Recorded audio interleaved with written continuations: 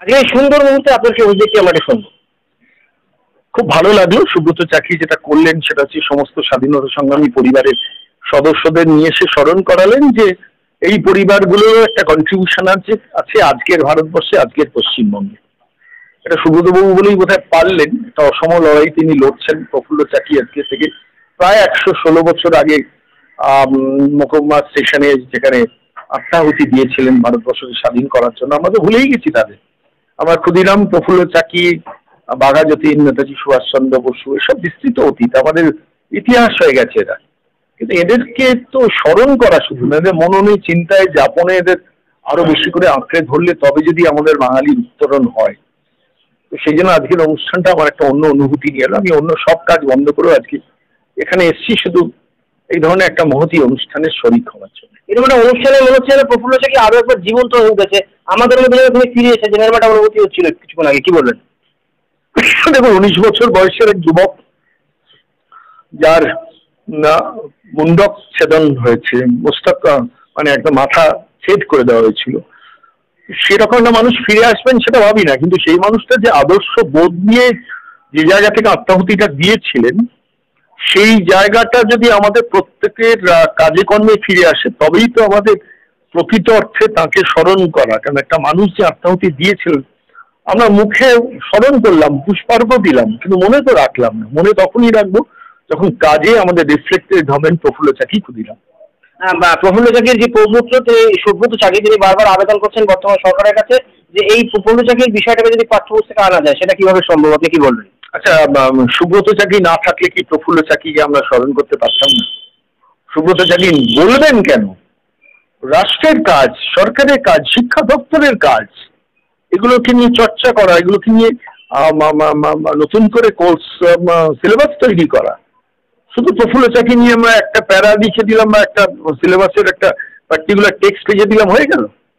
এখানে আরো অনেক আছেন, অনেক অনেক পরিবার আছেন যাদের পরিবারের প্রত্যেকেই এই স্বাধীনতা সংগ্রামী ছিলেন। প্রত্যেক পরিবারের প্রত্যেকটা মানুষকে নিয়ে সরকারের ব্যবস্থাপনায় সিলেবাস কমিটির উদ্যোগে নতুন করে সিলেবাস তৈরি করা দরকার। একটা বাচ্চা ছেলে মেয়ে যখন উদ্বুদ্ধ হবে যে আমি যে স্টেট থেকে আসছি, যে জাতি বিলং করছি, সেই জাতিতে প্রফুল্ল চাকী ছিলেন, ক্ষুদিরাম ছিলেন, বিনয় বাদল দীনেশ ছিলেন, এইসব মানুষরা ছিলেন, তাহলে আমরা কেন পারবো না?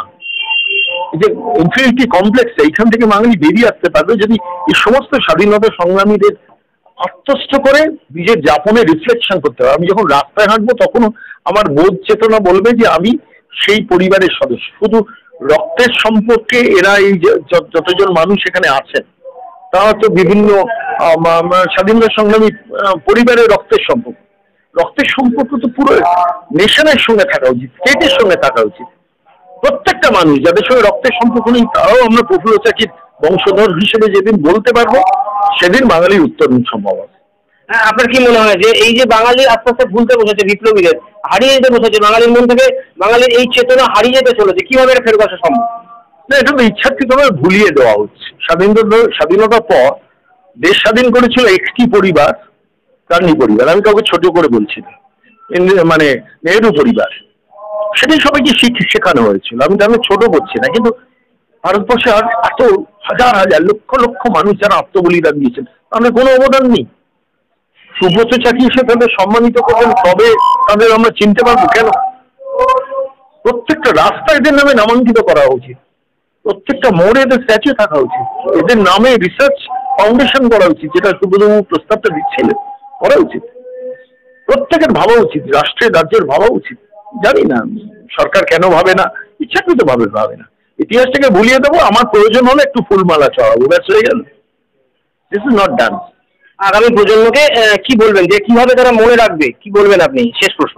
না, আগামী প্রজন্মকে মনে রাখতে হবে সচেষ্টায়। যেখানে সরকার উদ্যোগী হয় না, সরকার সব ইতিহাসটাকে ভুলিয়ে দেন, তখন সেই ইতিহাস পড়ে কতিপয় ব্যক্তি আজকে যারা এখানে সবাই সম্মিলিত হয়েছিল হলঘরে, তারা তো স্বেচ্ছায় এসছে। স্বেচ্ছায় এগিয়ে আসার প্রবণতাটা বাড়াতে হবে যখন সরকার উদাসীন থাকে। এইটুকুই বলবো, প্রত্যেকটা মানুষ, প্রত্যেকটা পরিবার, প্রত্যেক বাবা মা চেষ্টা করুন তাদের ছেলেমেয়েরা যেন একটা আদর্শে দীক্ষিত হয়। আদর্শটা কোনো দলীয় আদর্শ নয়, এই মানুষগুলো যারা ভারতবর্ষকে স্বাধীন করে গেছেন প্রফুল্ল চাকি, ক্ষুদিরাম থেকে শুরু করে অসংখ্য বাংলার বিপ্লবী, আমি প্রত্যেকের নাম বলছি না, কিন্তু অসংখ্য হাজার হাজার বিপ্লবী আছে, তাদের মনে রাখতে চেষ্টা করতে। অসংখ্য ধন্যবাদ সোনারবাবুকে। বেঁচে থাকুক বাঙালি বিপ্লবী, বেঁচে থাকুক বাঙালি।